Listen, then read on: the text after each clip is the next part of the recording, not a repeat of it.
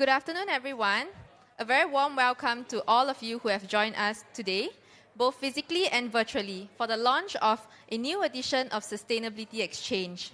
My name is Samantha, Partnerships Manager of EB Impact, a non-profit sister organization of eco-business set up specifically to create and deliver programs for communities in Asia Pacific. Before we begin, I would like to go through the COVID-19 housekeeping measures for our in-house speakers and guests. All guests today should be fully vaccinated. Microphones will be wiped down after each use. Speakers will be unmasked on stage to facilitate the event. They will also ensure a 1 meter social distancing rule. Speakers are to mask up before leaving the stage. Today's proceeding will also be live streamed on EB Impact's Facebook page. I hope you can all participate in this lively discussion by adding your thoughts into our chat boxes. Alternatively, we have an interactive Q&A session towards the end of the dialogue. So please do send us your questions as we flash the QR code. Do feel free to share about today's event. The hashtags are hashtag EB Impact, hashtag Sustainability Exchange. Now, without further ado, I would like to invite Ms. Jessica Cham, Founder and Managing Director of Eco Business, Board of Directors of EB Impact, to give her welcome remarks. Jessica, please.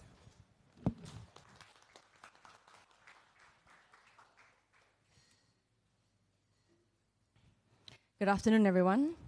Minister of State, Desmond Tan, Ministry of Sustainability and the Environment, Mr. Gavin Chua, Head of Infrastructure Engagement, APAC at Facebook, EB Impact Board members, distinguished speakers, guests, and our EB Impact community. Thank you so much for being here with us this afternoon for a very special occasion as we mark the launch of Sustainability Exchange Season 2. Allow me to share a little about the program. It was dreamt up, designed, and launched at a time last year amid the global pandemic, and it was just gripping the world. At a time where there was a lot of uncertainty and fear, we wanted to create a program that would inspire action and agency, one that would galvanize the energy of youths and channel it towards solutions. Hence, Sustainability Exchange was born, and it focused specifically on youth and education, 2 out of the 3 pillars of EB Impact's strategic areas of focus, the third being nature-based solutions. In the first year, against all odds and expectations, we had overwhelming response. We had set out to target an initial batch of 50 youths, but we had a lot more than that, and our mentorship program ended up attracting more than 146 youths and 59 mentors from a wide range of organizations and all walks of life. Out of the program, 21 wonderful creative solutions emerged, ranging from food waste management to enhancing sustainability reporting to accelerating sustainable innovation and development in Singapore. Many of them are actually still currently underway, having secured funding from a wide variety of sources. But along the way, the EB Impact team also gained many lessons on what worked and what didn't. Together with our strategic partner, Facebook, we took the feedback and insights from the pilot program and incubated it further. And we want to thank Facebook for their support in this meaningful program. Today, we're excited to be launching the second edition of Sustainability Exchange, an improved version that is different in 3 ways. First, we have tied it closely to the Singapore Green Plan, a national blueprint for Singapore's sustainable development.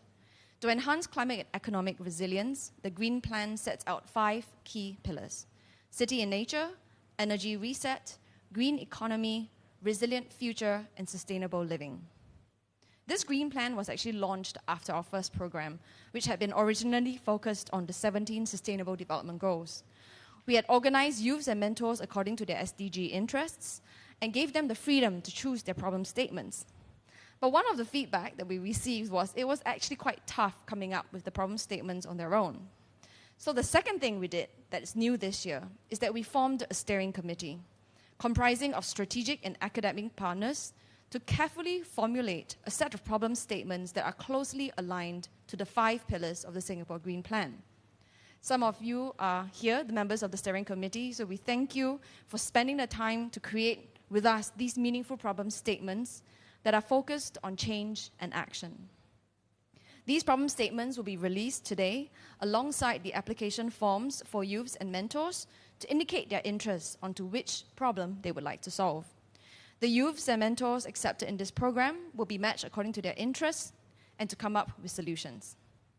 Thirdly, this year is also different because we've secured something very important, and that is funding.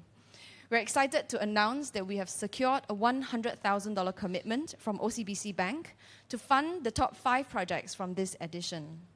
We had also received feedback from the last edition that it was tough for the youths to secure funding to take their projects from ideation to reality.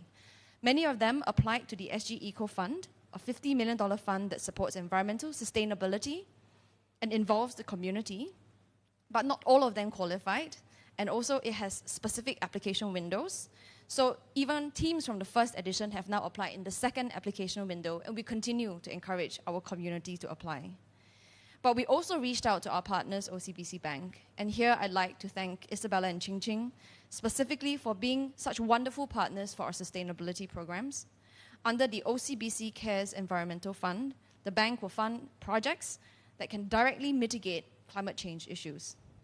OCBC Bank will also conduct workshops on budgeting and presentation skills for all participants to help them prepare robust proposals and to present well.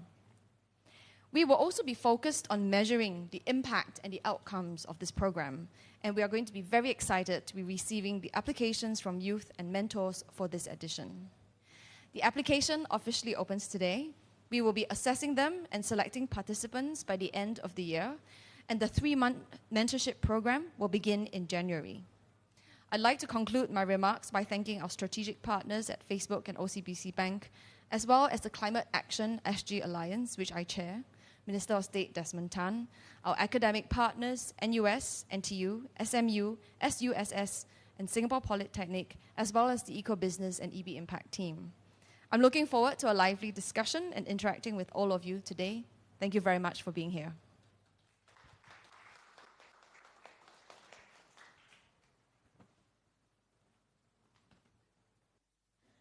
Thank you very much for that very warm welcome, Jessica.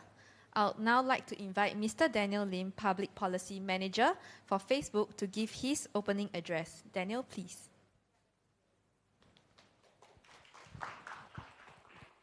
Thank you, Samantha. Good afternoon, Minister of State for Sustainability and the Environment, Desmond Tan, Jessica Chiam, founder of Eco-Business, and our esteemed guests and speakers in attendance today. On behalf of Facebook, we're proud to be supporting the launch of Sustainability Exchange as a strategic partner alongside EB Impact and the Climate Action SG Alliance. The Exchange is a very meaningful initiative dedicated to delivering quality ideas and mentorship exchanges to incubate sustainability solutions. Facebook has been a partner of the program since its inception. The success of the first edition is an excellent springboard for the second edition that we are launching today. We'd like to commend EB Impact, who is a close partner of Facebook. As a leading non-profit in Singapore, they're dedicated to delivering programs that advance the UN Sustainability Development Goals. The Climate Action SG Alliance has also been at the forefront of fostering collaborations across government, industry, civil society, and non-profits to better harness our collective resource. The continued efforts in this space is very important and more timely than ever before. The government has launched the Singapore Green Plan 2030, and as aptly described by MOS Desmond in recent months, the plan set out concrete but ambitious targets over the next decade to achieve Singapore's long-term net zero aspirations. Facebook is likewise committed to supporting this ambition. In 2020, we were able to achieve net zero greenhouse gas emissions in our direct operations by reducing emissions and supporting high-quality carbon renewal projects. We also achieved our goal of 100% renewable energy for our facilities, such as the construction of our first data center in Singapore and Asia. We've also invested in test-bed projects here in Singapore, working very closely with our partners, the National University of Singapore and the Nanyang Technological University, both academic partners of the Exchange, in co-creating energy-efficient solutions for our data center. The Exchange is a good example of what we can achieve collectively by bringing together leading-edge expertise across various sectors of our society. Facebook is pleased to be supporting this project, which will be a powerful engine for helping youth to accelerate their understanding and take action towards sustainability issues. Finally, the youth are also an important source of creativity, and they're well placed to develop innovative ideas to tackle emerging challenges. But for them to achieve their full potential, it is important that public-private partnerships empower them with industry-leading resource and knowledge. We encourage the youth in Singapore to be passionate about this very important issue. By engaging actively and fully utilizing the excellent mentorship and guidance provided by the Sustainability Exchange, you'll make an important and meaningful difference to the future of the environment and the world we live in. And here at Facebook, we look forward to the ideas that will emerge from this latest edition of the program. Thank you very much.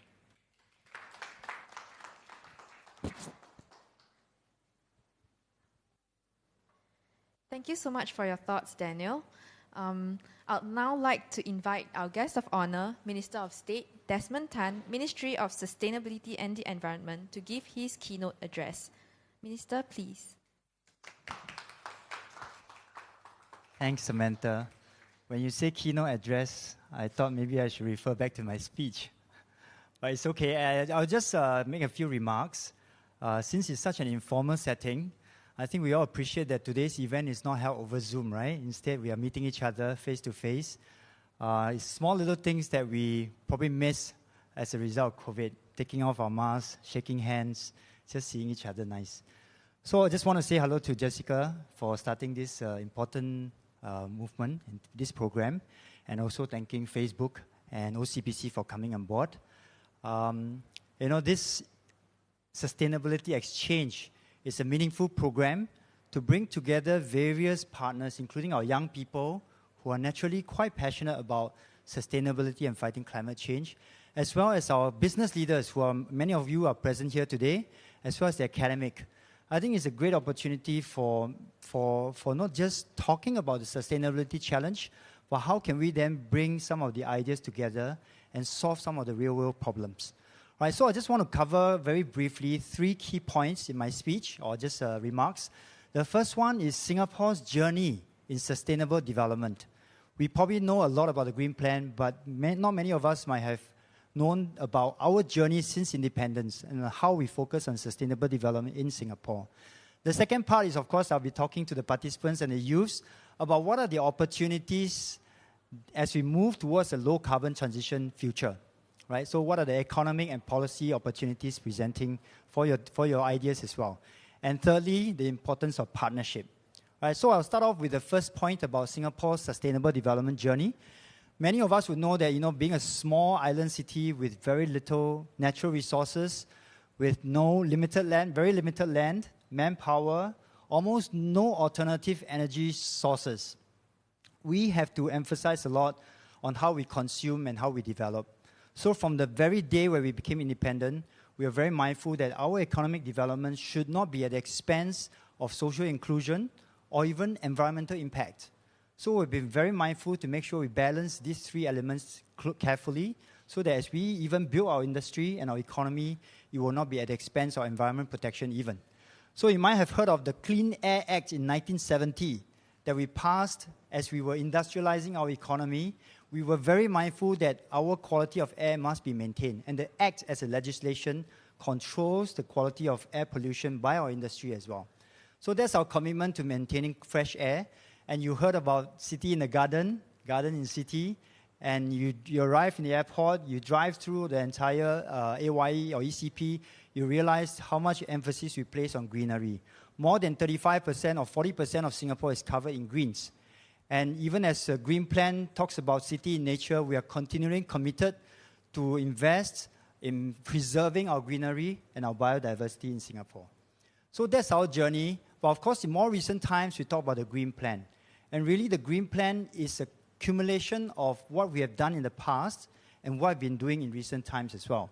We want to emphasize not just on city in nature, we are also focusing on sustainable living, which in a way is just about how do we make sustainability a way of life for ourselves in recycling and now reducing of usage. And third is, of course, energy reset, how we look at other alternative sources of energy, our green economy, using green sustainability as an engine of growth, new jobs opportunity. And lastly, in my ministry, we also look at a resilient future, which focuses on urban cooling, our coastal defenses, and our food security. So there is a lot of areas. It's a very comprehensive whole-of-nation movement and outline, blueprint, to guide us through 2030, what are some of the concrete ambition target we can achieve. Right? So having said that, actually, if you look at the entire Green Plan, there are a lot of opportunities there. I would just want to highlight 3 for the participants to consider, as well as for some of the mentors here, to see which are the areas you would like to focus on. And the 3 areas are, number 1, is in the area of energy, clean energy, alternative, cleaner energy. And we all know that in Singapore, of course, we are heavily reliant on fossil fuel in our energy source right now, although it's natural gas, slightly cleaner, but it's still fossil fuel. We have recently launched a solar farm in Tengah. You probably have heard PUB, 122,000 panels on a reservoir. And that's not the end. We managed to generate 400 megawatts of power. And today, actually, that particular farm in Tengah Reservoir can actually power the entire waterworks, our 5 waterworks and the Marina Barrage. So we are one of the few countries where our waterworks system is entirely self-powered through clean energy sources. So that's something we are proud about. This will be an area of growth. We are heading towards 2 gigawatts of solar power. We are now at 400 megawatts, so there's 5 times more to go. We're going to continue to invest. EDB as well as HDB has set aside Solar Nova program, which basically encourages people to come on board to find solutions to not just build solar farms in our reservoir, but also in our community, in rooftops, in our buildings. These are the places that we can continue to look at how we can innovate and create better opportunity for our energy sources. Apart from that, of course, we are looking at other sources of energy like hydrogen, regional pipelines, and so on. So these are options that, as a government, we will look at. The second opportunity area is something very close to Singaporean. No prizes for guessing. It's about food. Food is something that is close to us, but I think we all know that today we import more than 90% of our food into Singapore.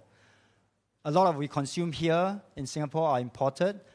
We have set a target of 30 by 30 to be able to produce 30% of our nutritional needs locally by the year 2030. That is a very ambitious goal.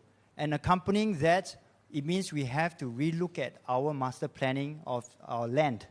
So Lim Chu Kang Master Plan is one area that we are going to invest and to master plan to co-locate many of our farms. We are going to invest on technology. We have already done that, Agri-Food Innovation Hub. And that is going to look at research and technology to help us produce more with limited space, but with better technology. So that's another area, I think, is an area of growth that will have a lot of opportunities for us to think about how we can do better in sustainability. And the last opportunity I would like to share is in the green economy.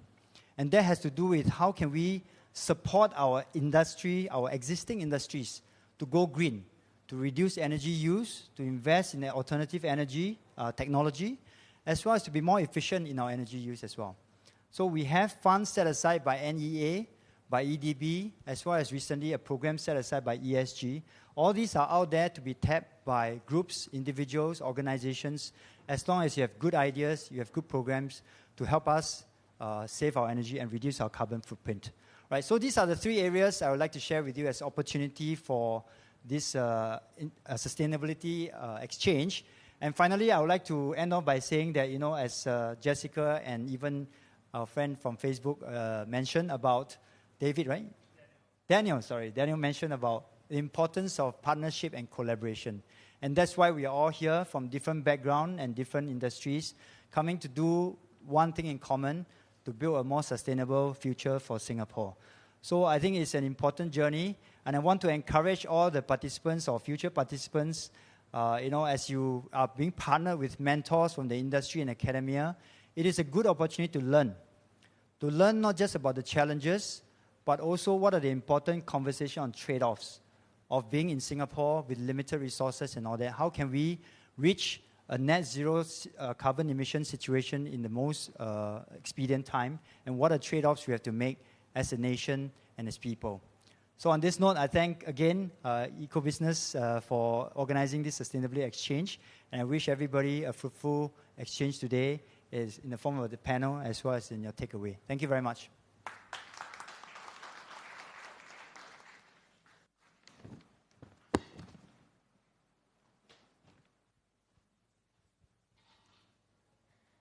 Thank you, Minister, for your keynote address and for taking the time to join us here today to share about the commitments we have to build a more sustainable Singapore. We'll now move on to the dialogue session. These will be insights on how youths, mentors, corporates, and academia can come together to form a sustainability community and to chart a path towards a green economy in Singapore. I would now like to introduce our speakers for this panel. We have with us today Mr. Viswanathan, Professor of Operations Management and Corporate Sustainability at the Nanyang Business School, Mr. Andre Stolz, CEO of EcoWorth Tech, Brian Goh, a current undergraduate at the Nanyang Technological University, and also Miss Isabella Chia, Vice President, Group Brand and Communications at the OCBC Bank, who's unable to join us today. And our moderator for this session will be Mr. Gavin Chua, Head of Infrastructure Engagement, APAC at Facebook. I would now like to invite our speakers on stage for the dialogue. Also, there will be an interactive Q&A session towards the end of the dialogue, where all in-person and virtual guests can scan the Slido QR code to ask a question. For in-person guests, you have a QR code displayed at your table for you to scan the QR code. Speakers, please.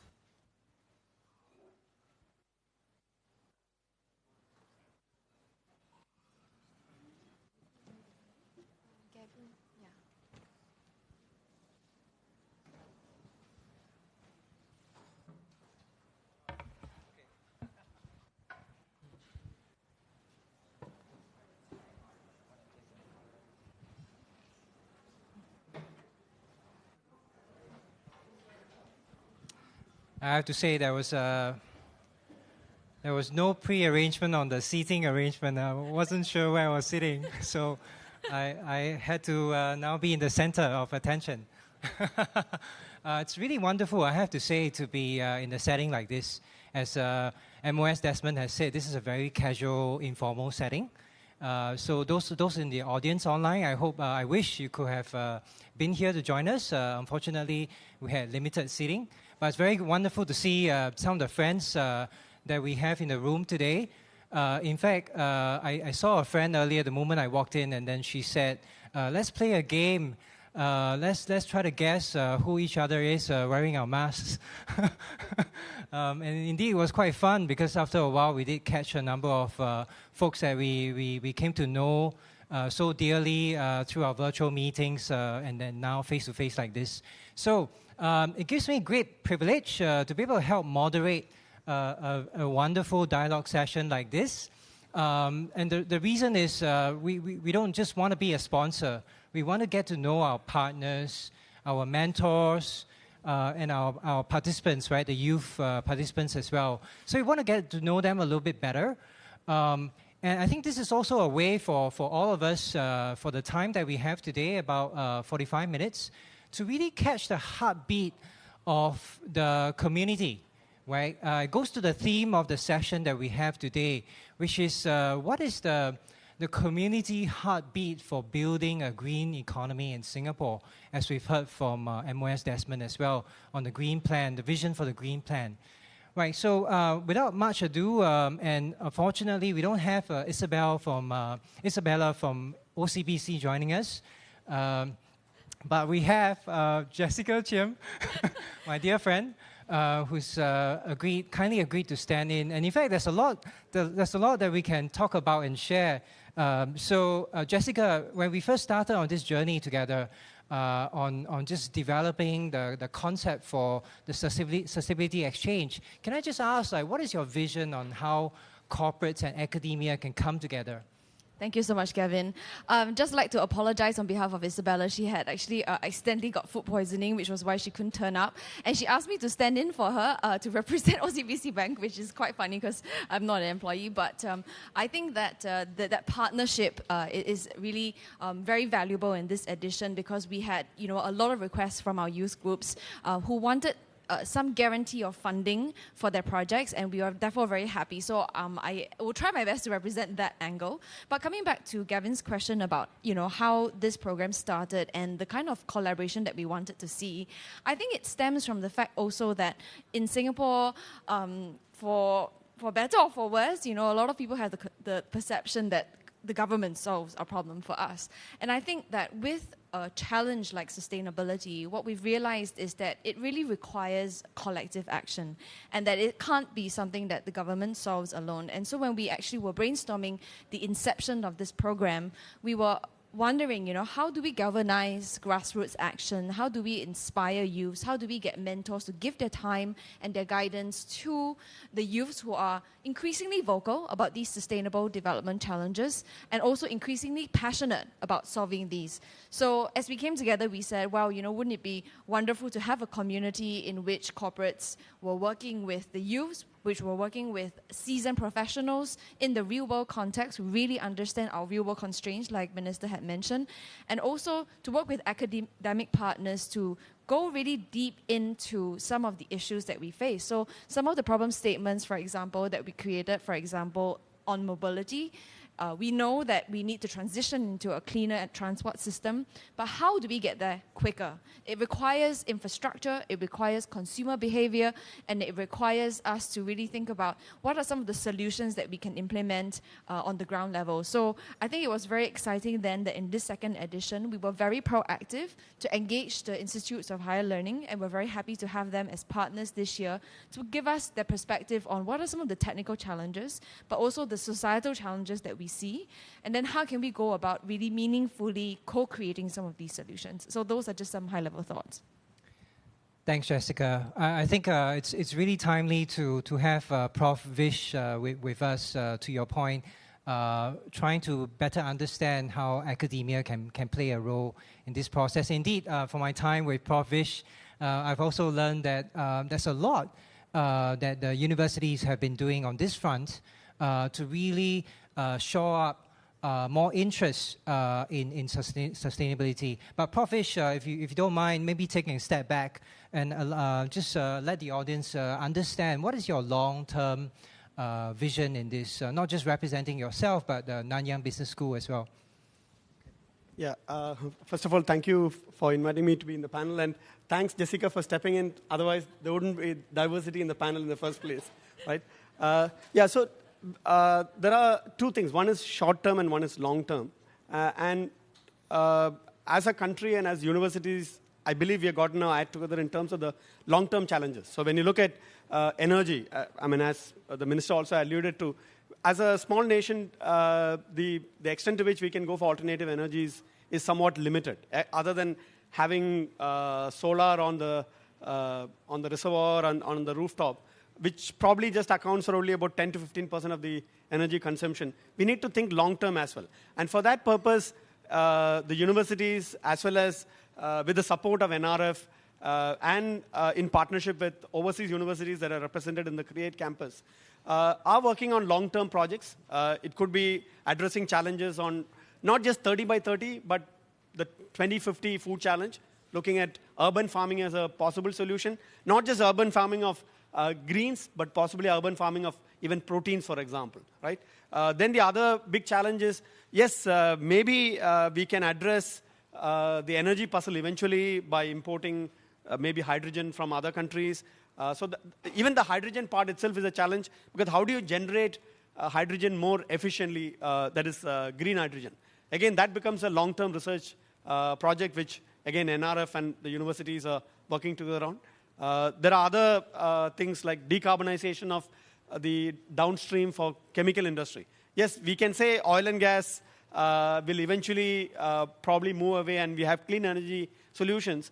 But a lot of the things that we wear, clothes, yes, plastic is a huge problem, but we still need plastics, right? And all that depends actually on the carbon that we derive from oil and gas. How do we substitute that entire economy through decarbonization or carbon capture and storage? Those are kinds of long-term research that the universities are working on, where we might not necessarily find solutions within the next 4 to 5 years. But the hope is that maybe by 2030, maybe by 2035, we eventually have a real solution that we can commercialize and go forward. So that's the long-term vision for, I guess, all the universities in Singapore in a sense.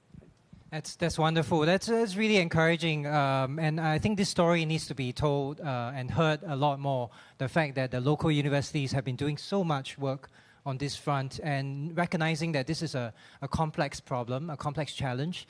And it actually takes that long a time for R&D work to happen and bear fruit. So thank you for sharing that vision, Prof. But allow me to ask you a follow-on question, which is, in fact, this is one of the conversation topics the moment I walked into the room earlier today as well, which is one of my friends was telling me that she's just graduated with a master's in environment management.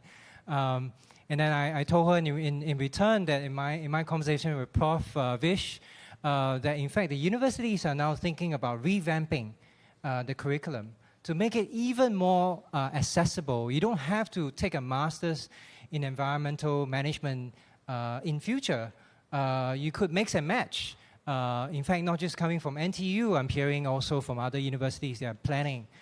So tell us, allow us to look under the hood, Prof. Vish, what's happening? Yeah.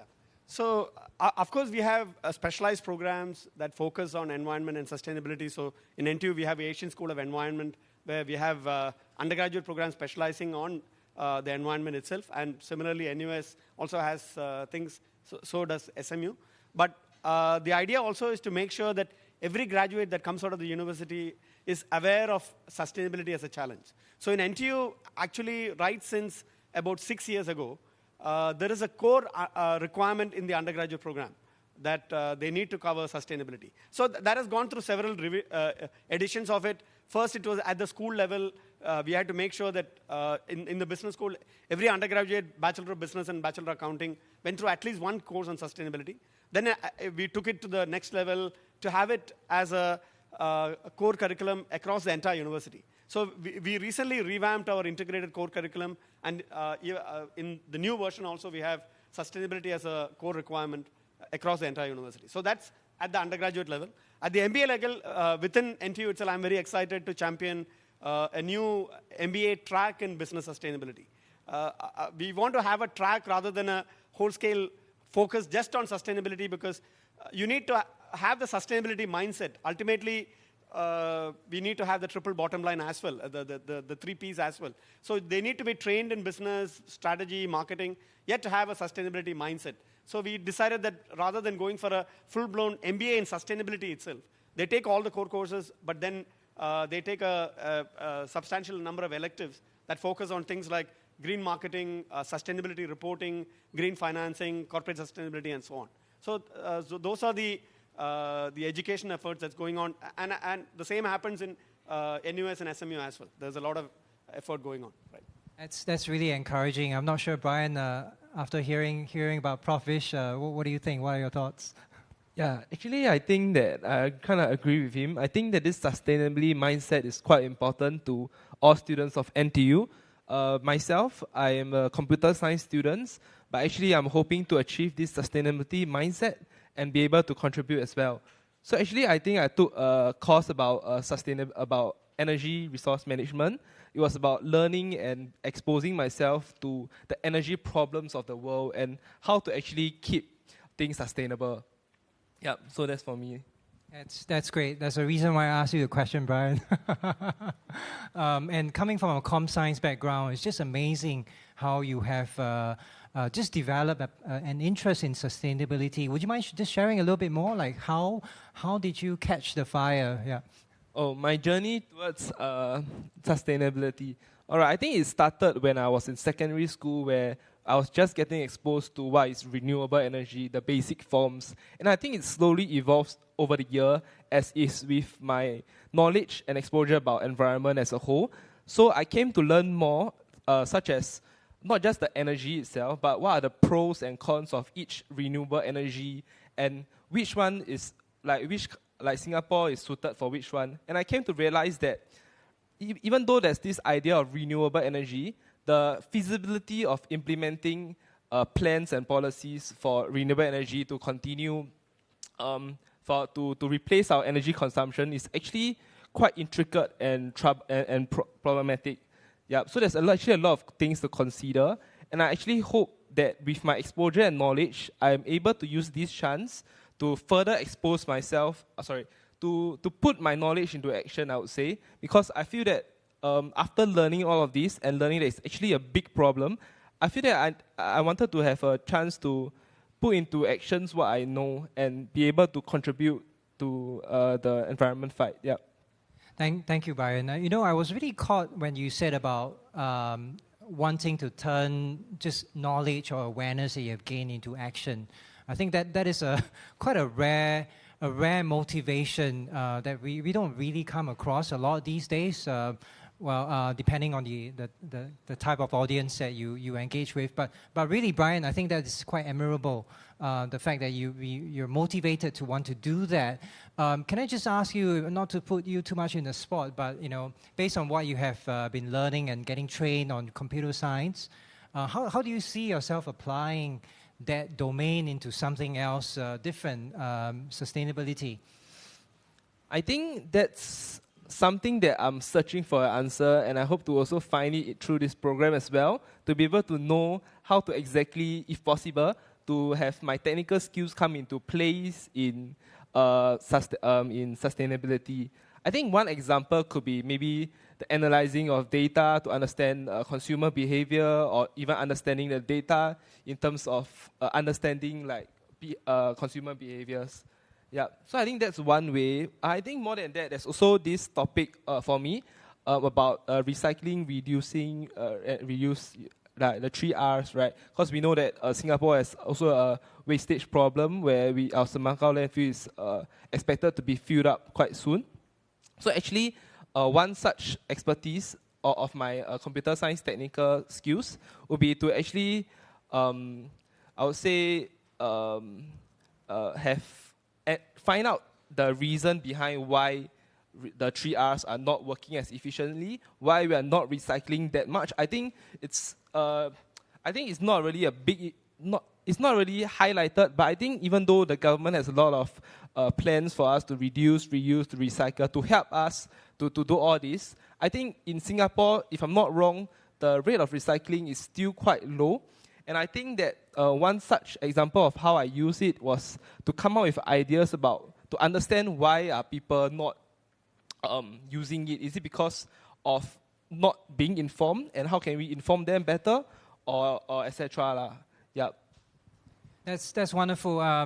Brian, I believe you're looking to participate in this program. And for the youth audience out there, if you really want to join Brian and form a project team with him, you have just heard all the various problem statements that just came out from his mouth earlier today, anywhere from energy to recycling to using comm science background to apply solutions to the problems that we see today. So it's really quite intriguing. I would love to join a project team as well. So let's give some time over to Andre. I think Andre, this is a great segue, if you will, because he kind of straddles both corporate to academia spin-off. Running a company right now, and you have mentored youth as well before. That's why I saved you for the best. Saved you for the last, actually.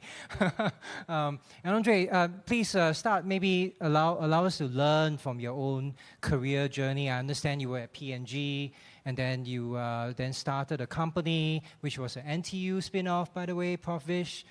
So this is all very interesting. Tell us more. Okay, thanks, Kevin, and also Jessica for having me. So for myself, I'm very passionate to improve people's health and also the living environment. And I've had a chance to work in a corporate career, touching a lot of people's lives and improving them. And have at some point in time, about 5 or 6 years ago, made a choice to really follow my passion, to make an even bigger impact to environment and health, and decided to do that with creating an own company. So myself, I'm originally from Germany, have worked almost 20 years in a corporate environment. At that point in time, I've also come with the corporate, that is P&G. I've reached Singapore 12 years ago and learned my now co-founder, Dr. Bert Grobben. We worked together in personal health care, so we were leading innovation to improve people's lives and lifestyle.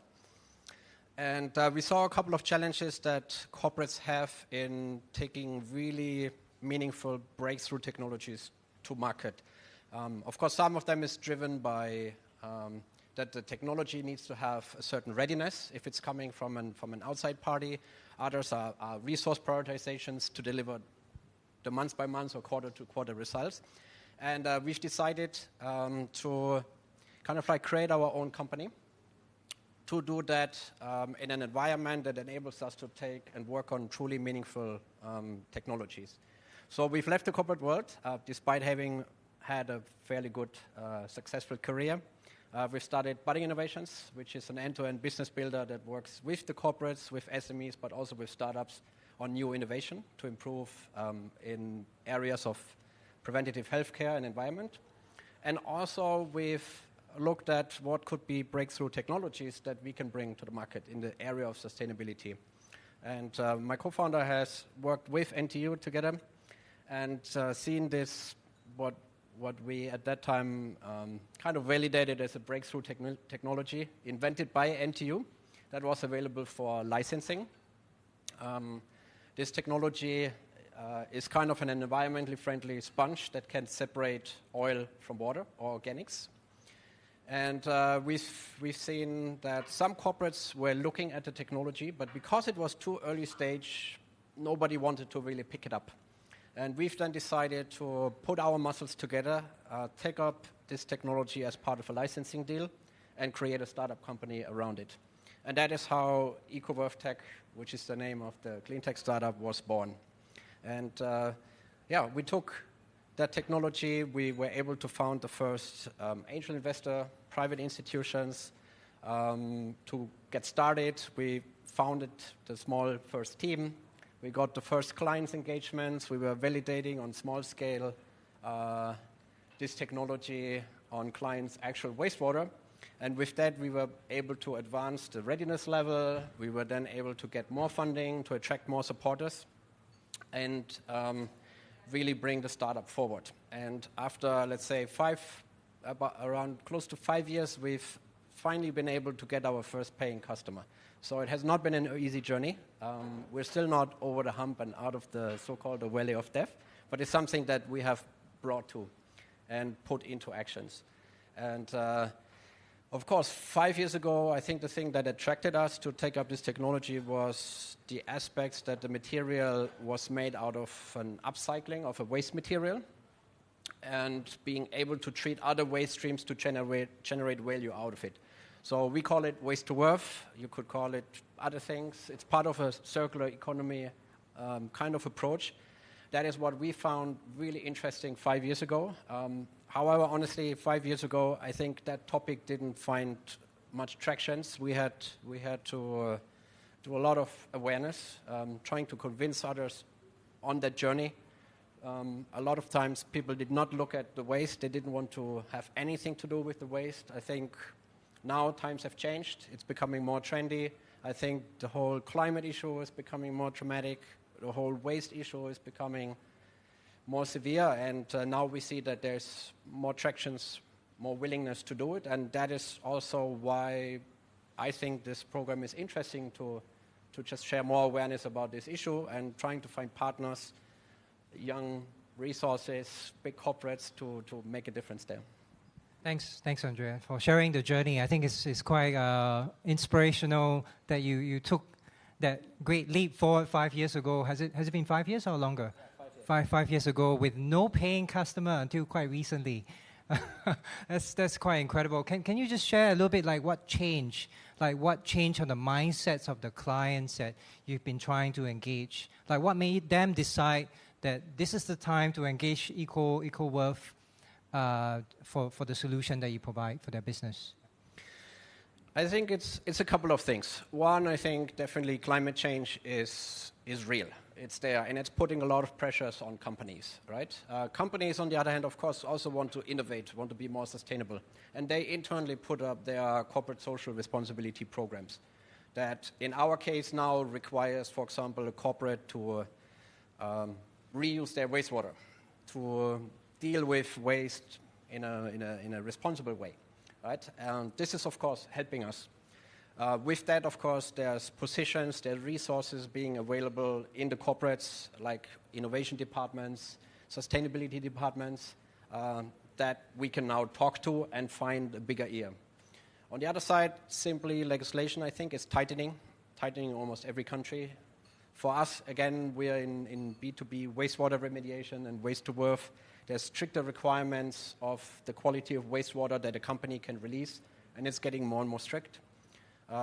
There's more pressure to avoid waste in the first place and to deal with the waste in the second place.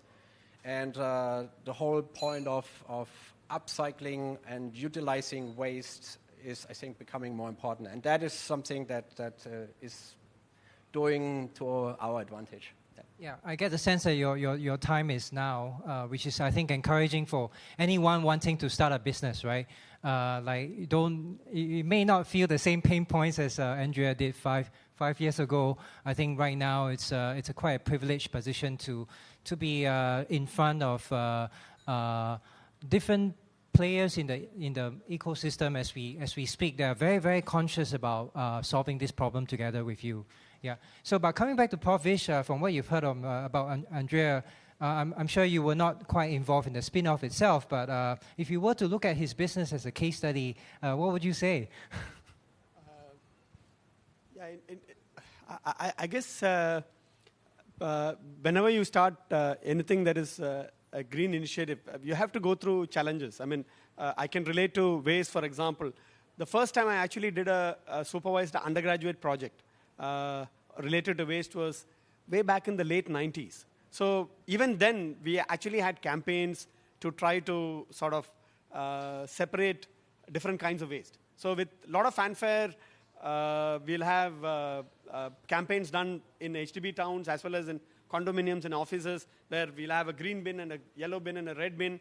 But after a couple of days, all the bins will be filled with all kinds of things, right? So the building the awareness to take the product to the next level, getting the customers to come in takes time. So you need to have the patience to work with it for a while before you can actually get the startup to a point where you can get the customers and eventually make it. Of course, we all know that the probability that a good idea eventually becomes a profitable unicorn, for example, is actually pretty low. So you need to have the perseverance to continue with it.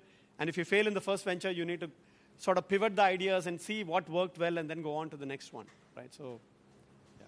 Thanks, Prof. I think you've heard from both Brian and Andrea about the range of problem statements that can come about just driven by Andrea's business or driven purely by Brian's interests. Maybe turning some time back to Jessica. When I think we've just started embarking on this journey of inviting academics from different stripes. Some of them are in the room with us today.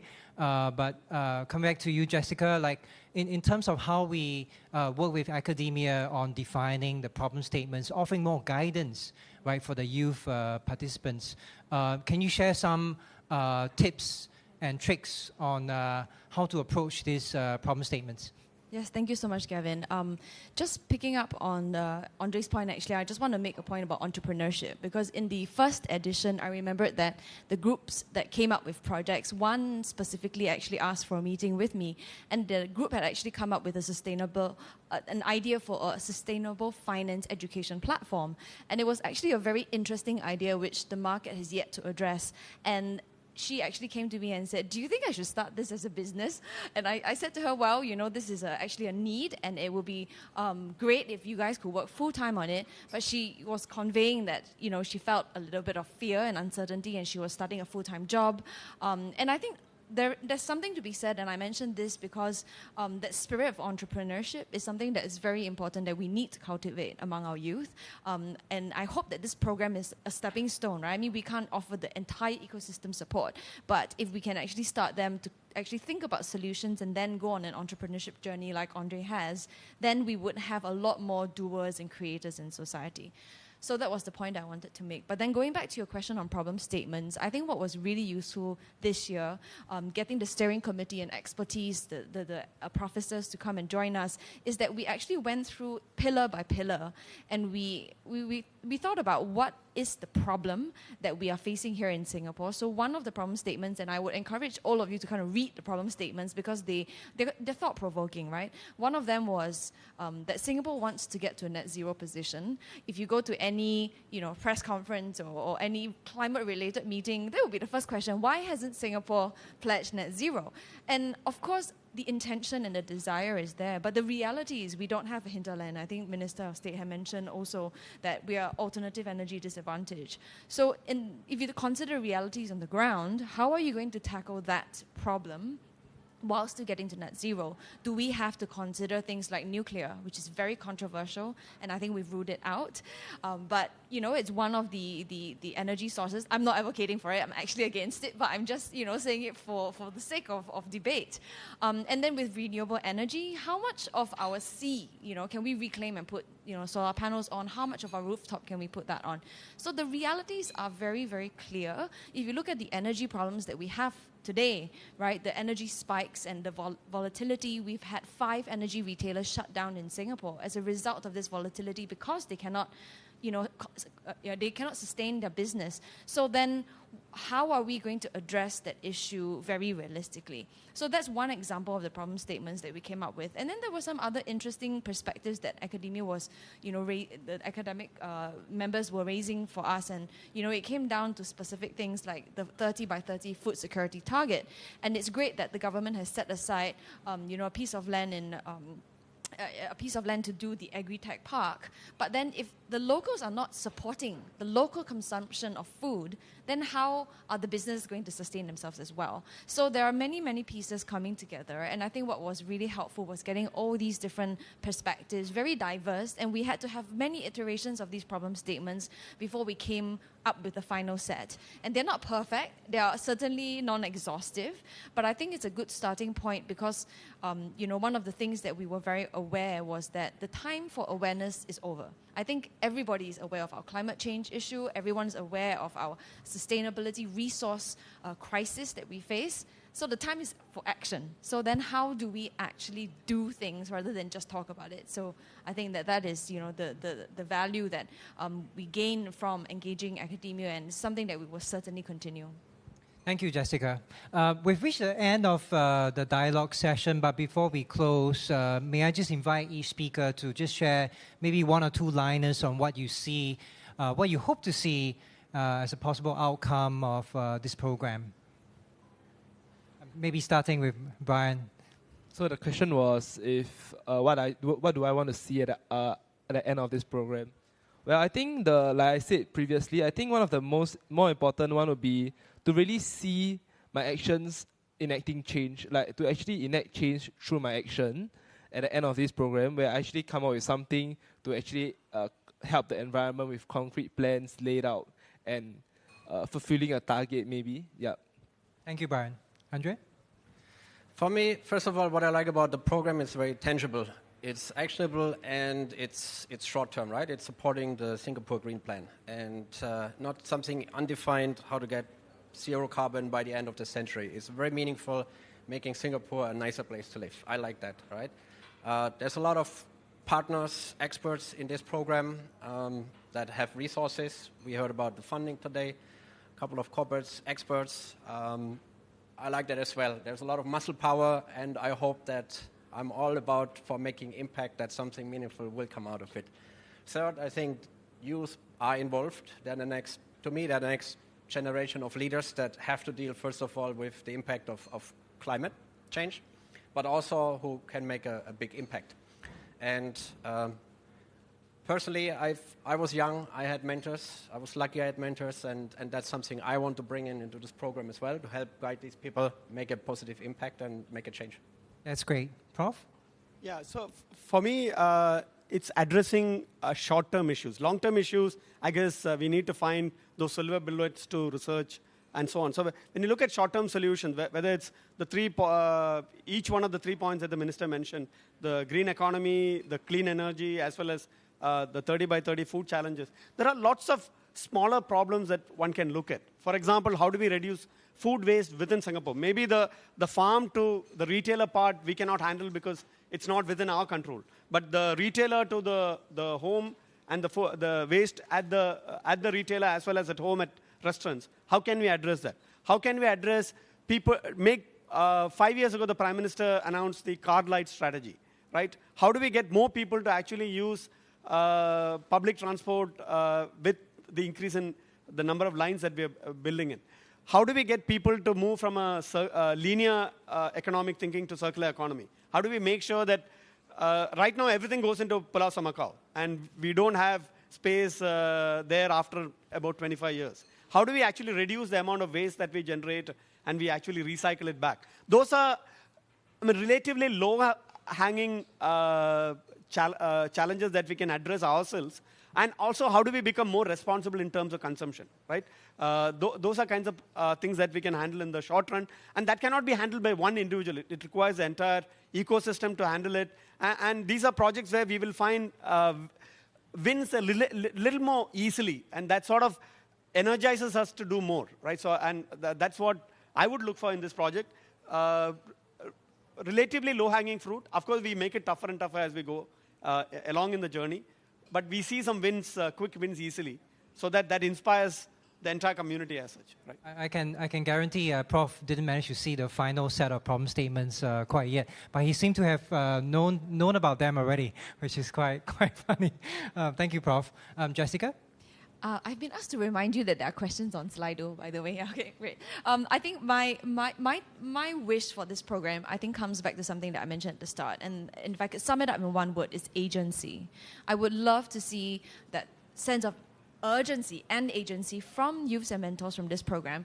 And from the first edition, we had some really marvelous ideas. You know, it just comes to mind now. There was one group that created this card game called Footprint. Our community, and I think that with the second edition, having been through a lot of the learning lessons of the first, we are better equipped to also help structure this mentorship program between youths and mentors. And I would like to encourage everyone to sign up, especially the mentors, because it's not a one-way journey as well. You know, the mentors also gain a lot from the youths in terms of access to fresh talent, fresh thinking, and the energy that the youth have in terms of solving problems.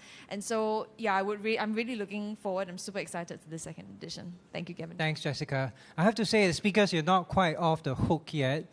We still have the final Q&A session because we did promise to engage the audience as well. So thank you for your questions. Maybe I'll ask the first one just to break the ice. And this one's a challenging one. Is recycling actually a meaningful solution to waste management? Schools teach and embody the 3 Rs, but is it time to review this? Maybe I'll ask Andre, since you're in the recycling business. Of course, recycling is a meaningful way to reduce waste. As so, there is a lot of things to deal with the waste. So first of all, make sure that we don't have waste created in the first place, right? And then to see what is the best way of dealing with the waste. Is it recycling? Is it upcycling? Is it just segregating and trying to make another use out of it? I mean, there's many ways, but it's definitely useful. So, thanks. Moving on, maybe one for Brian. How can youth participants take advantage of this program to make a difference on the policy front? I think we can make use of the resources and the guidance of mentors, as well as knowing more context of the real world policies and like what's stopping them, what's the considerations for why this policy is not enacted. And I think a lot of these questions are unseen, or like most people wouldn't know without the knowledge of insiders, I would say. Yeah, so I would guess that would be one. I'd also like to add that Ministry of Sustainability is invited to be the assessor of the project. So all the projects actually do get a lot of exposure, you know, in front of policymakers as well as corporates. So that in that way, we actually really do engage the decision makers, and there's very high potential for these projects to then be turned into reality. That's great. I have a good one for Prof. Vish. So how do you manage the constant pushback from organizations that you have come across since you represent the Nanyang Business School? That, you know, this notion that sustainability practices come at a cost. How do you respond to that? Yeah, so the companies I approach, they're already interested. So I wouldn't say I have had pushback from companies, but when I teach a EMBA class, I mean, the EMBA class is probably mostly in their 40s and 50s at the CXO level. The idea is to probably make them aware of the challenges in the first place, right? So, yes, profit is very important. So this is where the leadership part also comes in. So in Singapore, actually, we have a stewardship institute, and Temasek actually is the sort of the the agency that funds this institute. So we need to have leadership as well. So companies, when they look at it, eventually, what the leading edge companies like the Unilever have figured out is that ultimately you need to have a social license to operate, right? So therefore, you need to have that leadership and say that when you have a sort of a balancing or a trade-off that is required, you make sure that, and there are discretionary expenses. For example, you might be spending a lot of money on advertising. You could possibly channel some of that money into sustainability projects. Even these are cases where when you do the project, it's actually going to cost you and not going to be profitable, right? That's where you need to have the sort of the trade-off in a sense. But if you don't do it now, the consumers are changing very quickly. Maybe 20 years ago, you could get away with throwing garbage any way you want, but the youth are changing as well. So the companies need to change. So those are kinds of things I would sort of communicate to the business leaders who are a little more reluctant. And then when it comes to SMEs, the standard question that the SME would ask is, yes, maybe the companies with deep pockets can easily implement putting rooftop panels, putting LED bulbs, but actually it's a low-hanging fruit because you can actually improve the energy efficiency of a building by 30 to 40% just by getting green platinum, right? So if you're a SME, you need to go for, maybe if you don't have the money upfront, you can go for green financing or sustainable financing. So there are ways to, depending on the specific situation, I guess, first of all, of course, you need to be passionate about sort of convincing the business leaders as such. But the pushback, today, I think compared to 7-8 years ago, it can be handled much easily now because there is a greater awareness of the big challenges that we face. And therefore, there is greater alignment among businesses as well as the community as to what needs to be done. Thank you, Prof. I think we have time for maybe just one last question. I want to choose a tough one. I want to save a tough one for Jessica as well. So if I may, Jessica, are we passing the buck and expecting youth to save us from the damage we've done to the planet? Are we placing too much burden on the youth? My answer is obviously not. We're not placing the burden on them, but we're empowering them. I mean, the leadership that we expect from our politicians and our business leaders today is there. And the COP26 meetings are going to happen very soon in Glasgow. And the world is watching our leaders to do the right thing. But it can't be just the efforts of one party or just the government or just the business. And I think that because the future is at stake and the youth today are probably going to be the ones bearing the brunt of it. And the one point that is not often talked about, it's not really like some one event that's going to, maybe destroy us all. It's really the slow breakdown of society, the destabilizing of our institutions that is going to cause us threats. I mean, if you look at Afghanistan, for example, what's happened there was actually linked to the droughts that they're seeing and the climate change impacts that they're experiencing. And so there's no just one side of the issue.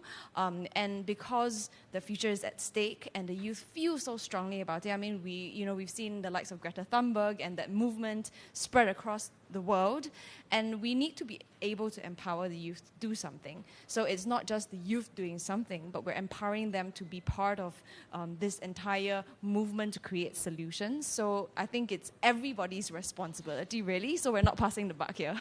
Yeah, that's a wonderful way to close the Q&A session. Just to your point, maybe I can leave behind a vision for all of us. And this is one of something that we've been talking about, Jessica. It's a green revolving door, if you will. It's a revolving door, really, because we're not passing the buck. We are actually transiting from, as you have heard today from Prof. Vish, that there's so many opportunities these days in academia that you can pick up skills, real skills and knowledge, as you've heard from Brian, that he's now on fire. Somebody need to put him out right now. On all the skills and knowledge that he's picking up from the universities. So watch this space that is growing. And then also, as you've heard from Andrea, the revolving door continues, right? Where you can have opportunities sometimes coming out from the universities themselves in in terms of the R&D work that, Prof, you have heard from Prof, that it takes many years to mature, but you can spin off right now in startups that Andrea has set up. Right? And then moving on to, I think many of you in the audience as well, as I see friends who are leading environmental NGOs. I mean, you also represent another door, right? Youths or even those in my vintage can join and learn and do something, right? Do something for the environment. So thank you all. Can you just put your hands together for the speakers?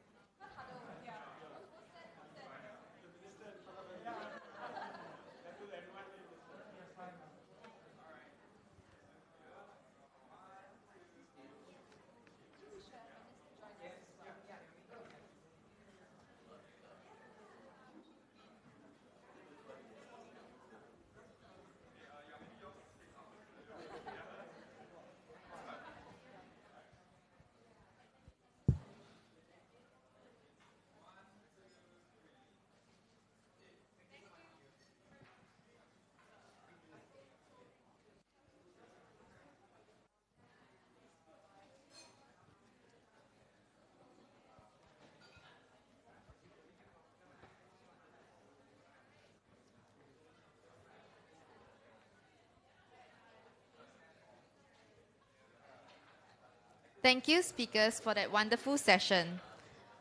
For all interested youths and mentors, if you'd like to find out more about the program, application criteria, and to submit your application for this mentorship program, please head over to the EB Impact website for more information. Applications are now open till the 30th of November.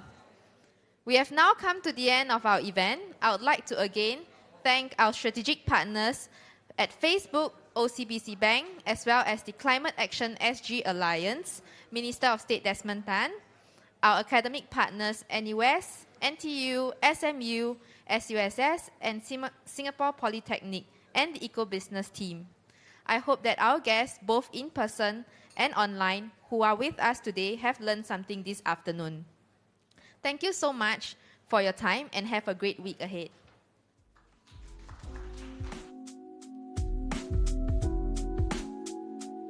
For in-person guests, we have come to the end of the event, but I would like to open the floor for a networking session. Networking drinks will be served for our in-person guests. Please be reminded that due to the COVID-19 existing measures, we'll need all guests to remain at your designated tables throughout the session. Help yourself to some drinks. The service staff will be happy to take your order. I would like to once again thank you and have a lovely evening.